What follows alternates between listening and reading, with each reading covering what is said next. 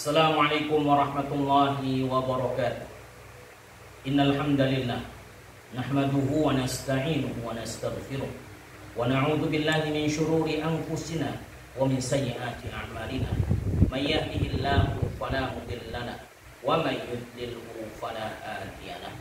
Asyhadu an la ilaha illallah wahdahu la syarika lahu wa asyhadu anna Muhammadan 'abduhu wa rasuluhu la nabiyya ba'dahu. Allahumma shalli ala sayyidina wa nabiyyina wa habibina wa maulana Muhammad wa ala alihi wa ashabihi wa man tabi'ahu bi ihsanin ila yaumiddin. Amma ba'd. Para pemirsa yang dirahmati oleh Allah Subhanahu wa taala, segala puji milik Allah Tuhan semesta alam. Salawat serta salam marilah kita curahkan kepada junjungan kita, Nabi kita Nabi Muhammad sallallahu alaihi wasallam beserta keluarganya, sahabatnya dan kita sebagai umatnya sampai akhir zaman. Para pemirsa yang dirahmati oleh Allah Subhanahu wa taala, ada 4 golongan yang sangat dirindukan oleh surganya Allah Subhanahu wa taala. Siapa 4 golongan yang sangat dirindukan oleh surganya Allah Subhanahu wa taala? Yang pertama, hafizul lisan, orang yang selalu menjaga lisannya. Maka jagalah lisan kita, dan mudah-mudahan di bulan Ramadan kita selalu menjaga lisan kita, dan dengan menjaga lisan kita, kita akan selalu dirindukan oleh surganya Allah Subhanahu wa taala. Maka dalam satu hadis yang sahih, ketika Mu'ad bin Jabal bertanya kepada Rasulullah, "Ya Rasulullah, akhbirni bi'amalin yudkhiluni al-jannah wa yuba'iduni 'anil nar." Beritahukan kepadaku ya Rasulullah, amalan-amalan apa saja yang bisa mengantarkan aku ke dalam surganya Allah dan menjauhkan aku dari api nerakanya Allah. Maka Rasul pun sangat senangnya kepada Mu'ad pun mengatakan, "Laqad sa'alta 'an 'azim." Kau bertanya sesuatu pertanyaan yang sungguh luar biasa. Maka Rasul pun menjawab, yang akan bisa mengantarkan kau ke dalam surganya Allah, hendaklah kau menyembah Allah, tidak menyekutukan Allah, salat, zakat, puasa, haji. Maka Rasul pun mengatakan kepada Mu'ad, "Ala adulluka bi abwabil khair." Tidakkah aku beritahukan kepadamu tentang pintu-pintu kebaikan? Mu'ad pun senang berkata, "Ya Rasulullah, apa pintu-pintu kebaikan itu?" Maka Rasul pun berkata, "Hai Mu'ad, banyaklah kau berpuasa." Kenapa? Asyamu junnah. Puasa adalah perisai, puasa adalah tameng, puasa adalah benteng yang akan membentengi kita dari api nerakanya Allah. Hai Mu'ad, banyaklah kau bersedekah. Kenapa? As-sadaqah tudful khati'ah kama yudfi'ul ma'un nar. Sedekah bisa menghapuskan dosa sebagaimana air memadamkan api. Hai Mu'ad, banyaklah kau sholat di tengah malam. Wassalatu fi jawfil lail. Sholat di tengah malam juga bisa menghapuskan dosa-dosa. Hai Mu'ad, tidakkah aku beritahukan kepadamu tentang pangkalnya amal, tiangnya perkara, kemudian ujung tombaknya? Kemudian Mu'ad pun bertanya, "Apa itu ya Rasulullah?" Kemudian Rasul mengatakan, pangkalnya perkara adalah Islam, tiangnya adalah sholat, ujung tombaknya adalah jihad di jalan Allah Subhanahu wa ta'ala. Kemudian Rasul pun mengatakan, "Ya Mu'ad, tidakkah aku beritahukan kepadamu dengan satu hal kau bisa mendapatkan semua itu?" Maka Mu'ad pun bertanya, "Apa itu ya Rasulullah?" Maka Rasulullah fa'akhadha bilisani, menunjukkan ke lisannya, kemudian mengatakan, "Kaffa 'alaika hada, kaffa 'alaika hada, kaffa 'alaika hada." Jaga lisanmu hai Mu'ad, jaga lisanmu, jaga lisanmu. Maka Mu'ad pun bertanya, "Ya Rasulullah, apakah gara-gara lisan orang bisa masuk nerakanya Allah?" Kemudian Rasul pun mengatakan, "Bagaimana engkau ini wahai Mu'ad? Berapa banyak orang yang tersungkur di dalam lembah api nerakanya Allah karena lisan yang tak terjaga. Maka jagalah lisan. Banyak orang yang masuk di dalam lembah api nerakanya Allah karena tidak bisa menjaga lisannya, dan berapa banyak orang yang akan dirindukan oleh surganya Allah kalau dia selalu menjaga lisannya." Para pemirsa yang dirahmati oleh Allah Subhanahu wa taala, golongan yang kedua yang selalu dirindukan oleh surganya Allah adalah mut'imul ji'an, orang yang memberi makan kepada orang yang lapar.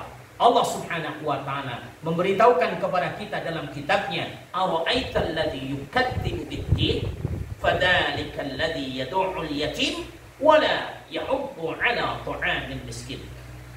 Tahukah engkau siapakah orang yang mendustakan ad-din? Ad-din bisa diartikan agama, ad-din juga juga bisa diartikan adalah hari pembalasan.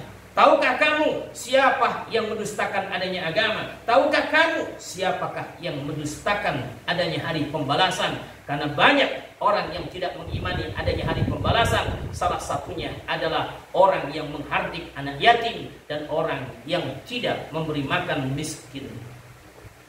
Oleh sebabnya itu, para ma'asyiral muslimin, para pemirsa yang dimuliakan oleh Allah Subhanahu wa taala, selalulah kita memberi makan kepada saudara-saudara kita yang lapar, terutama kondisi COVID-19. Banyak orang yang kehilangan pekerjaannya, banyak yang ekonominya sulit karena wabah penyakit ini. Tolonglah saudara-saudara kita, bantulah saudara-saudara kita, beri makan saudara-saudara kita yang lapar. Jangan sampai terjadi seperti saudara kita yang diserang karena mati karena kelaparan. Para pendengar yang dirahmati oleh Allah Subhanahu wa taala, tidakkah kita tahu bahwa orang yang memberi makan kepada orang yang lapar begitu besar pahalanya di sisi Allah Subhanahu wa taala? Jangankan memberi makan kepada orang yang lapar, bayangkan Rasulullah sallallahu alaihi wasallam bercerita, seorang wanita pelacur mendapatkan pengampunan dari Allah, mendapatkan surganya Allah karena memberi makan kepada seekor anjing yang lapar.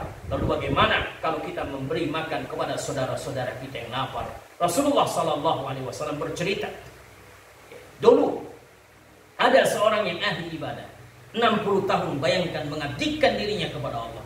60 tahun dia beribadah kepada Allah, 60 tahun dia mendekatkan dirinya kepada Allah, tidak pernah bermaksiat. Setelah 60 tahun dia mengabdikan dirinya kepada Allah, dia keluar dari tempat ibadahnya sambil membawa 1-2 potong roti. Kemudian di tengah perjalanan dia melihat seorang wanita cantik, kemudian terpikat dengan kecantikannya, maka berzinalah ia dengan wanita cantik tersebut. Ketika dia berzina, pingsanlah orang yang ahli ibadah ini. Ketika dia menyadarkan diri, dia sadar bahwa apa yang dilakukan, dosa zina, adalah dosa, perbuatan dosa yang sangat besar. Dosa yang sangat besar yang membuat Allah murka kepada orang-orang yang berzina. Kemudian dia berlari mencari air untuk mandi janabah. Dia dapati kali dan dia mandi di tengah-tengah kali. Di saat dia mandi di tengah-tengah kali, sambil membawa 1-2 potong roti, datanglah orang miskin yang lapar, memelas agar diberikan 1-2 potong roti. Apa kata orang miskin? Tuan, kami orang miskin, Tuan. Sudah berapa hari kami tidak makan, Tuan. Berilah walau sepotong roti, Tuan.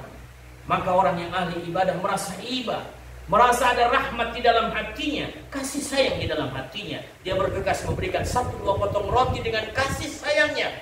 Maka tak lama, kata Rasulullah, orang yang ahli ibadah pun meninggal. Apa yang terjadi ketika ditimbang 60 tahun dia beribadah kepada Allah, 60 tahun kebaikannya, 60 tahun dia mengabdikan dirinya kepada Allah, ketika ditimbang dengan satu dosa, yaitu dosa zina. Ini menunjukkan dosa zina adalah dosa, perbuatan dosa yang sangat besar. Ketika ditimbang, maka 60 tahun ibadahnya tidak bisa mengalahkan satu timbangan dosa yang dilakukan sekali seumur hidupnya.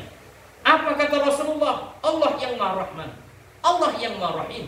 Allah tak melupakan kebaikan seorang hambanya. Maka Allah letakkan satu kebaikan, yaitu 1-2 potong roti yang diberikan kepada orang miskin yang lapar. Satu kebaikan itulah ketika diletakkan dalam timbangan bisa mengalahkan satu perbuatan dosa yang tidak bisa dikalahkan timbangannya oleh 60 tahun dia beribadah kepada Allah Subhanahu wa taala. Ma'asyiral muslimin, para pemirsa yang dirahmati oleh Allah Subhanahu wa taala, golongan yang ketiga yang akan selalu didudukan oleh surganya Allah adalah talil Quran, orang yang membaca Al-Quran. Jadilah kita ahli-ahli Quran.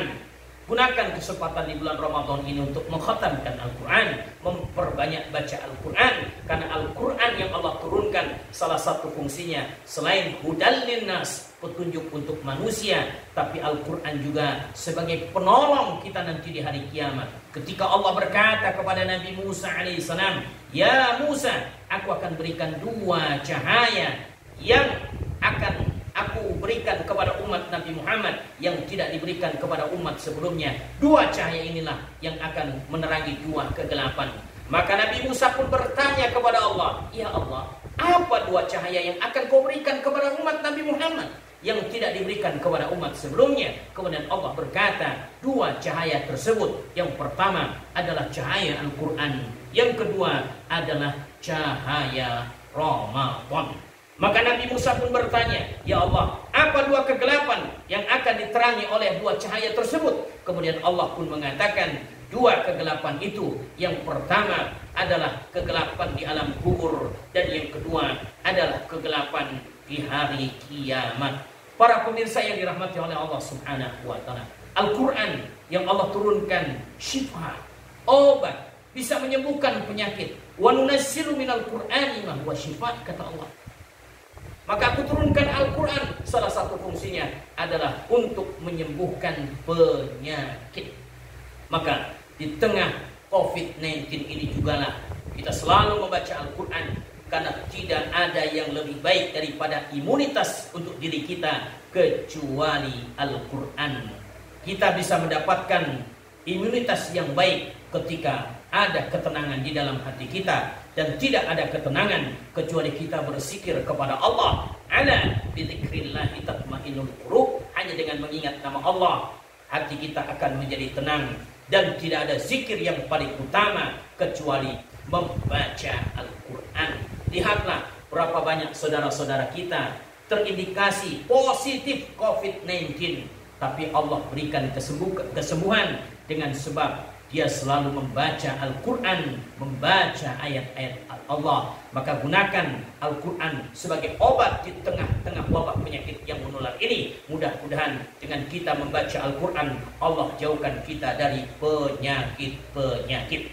Para pemirsa yang dirahmati oleh Allah Subhanahu wa taala, golongan yang keempat yang akan selalu dirindukan oleh surganya Allah adalah as-saimu fi Ramadan, orang yang berpuasa di bulan Ramadan. Kita menjalankan puasa di bulan Ramadan, mudah-mudahan kita salah satu golongan yang dirindukan oleh surganya Allah Subhanahu wa taala. Dan Ramadan pada tahun ini berbeda dengan Ramadan tahun-tahun sebelumnya. Kita harus di rumah saja, stay at home, tidak boleh kemana-mana kecuali keperluan yang mendesak. Maka gunakan kesempatan kita di rumah saja untuk mendekatkan diri kita kepada Allah Subhanahu wa taala, untuk memperbanyak amal ibadah kita kepada Allah Subhanahu wa taala. Para pemirsa yang dirahmati oleh Allah Subhanahu wa taala, mudah-mudahan kita dipertemukan oleh Allah di dalam surganya, kita dipertemukan oleh Allah dalam naungannya, dalam rahmatnya, dan mudah-mudahan kita terbebas negeri kita dari wabah penyakit COVID-19. Dan gunakan ketika kita berpuasa di bulan Ramadan untuk selalu berdoa agar Allah mengangkat wabah penyakit ini. Ingat kata Rasulullah SAW, lis-saimi farhatan, orang yang berpuasa mendapatkan dua kebahagiaan. Apa dua kebahagiaan yang akan didapati oleh orang yang berpuasa? Yang pertama, inda liqa'i rabbih, ketika dia berjumpa dengan Tuhannya, itu adalah kebahagiaan untuk orang yang berpuasa. Kenapa? Karena Allah mengatakan asyamu li wa ana ajzi, siam puasa itu untukku, maka akulah yang akan membalasnya. Itulah kebahagiaan orang yang berpuasa ketika berjumpa dengan Tuhannya. Allah akan berikan pahalanya langsung kepada kita. Yang kedua, apa kebahagiaan untuk orang yang berpuasa? Indah fitri, ketika dia berbuka puasa, itu kebahagiaan. Bukan makanan yang dihidangkan, bukan minuman yang menyegarkan, tapi kebahagiaan ketika kita berbuka puasa. Apa yang kita dapati dari kebahagiaan ketika kita berbuka puasa? Yang pertama, sara maghfuran lah, akan mendapatkan ampunan dari Allah. Dan yang kedua, du'aun yustajab, doa yang sangat diijabah oleh Allah Subhanahu wa taala. Maka sebelum kita memakan makanan, memasukkan makanan di dalam mulut kita, sebelum kita memakan, berdoalah kita kepada Allah. Mudah-mudahan Allah selamatkan negeri ini dan Allah jauhkan negeri ini dari wabah penyakit yang menular ini. Itulah yang bisa saya sampaikan. Mudah-mudahan kita selalu dalam naungan Allah, mudah-mudahan kita selalu dalam rahmat Allah, dan mudah-mudahan kita selalu diberikan keberkahan oleh Allah Subhanahu wa taala. Billahi taufiq wal hidayah. Wassalamualaikum warahmatullahi wabarakatuh.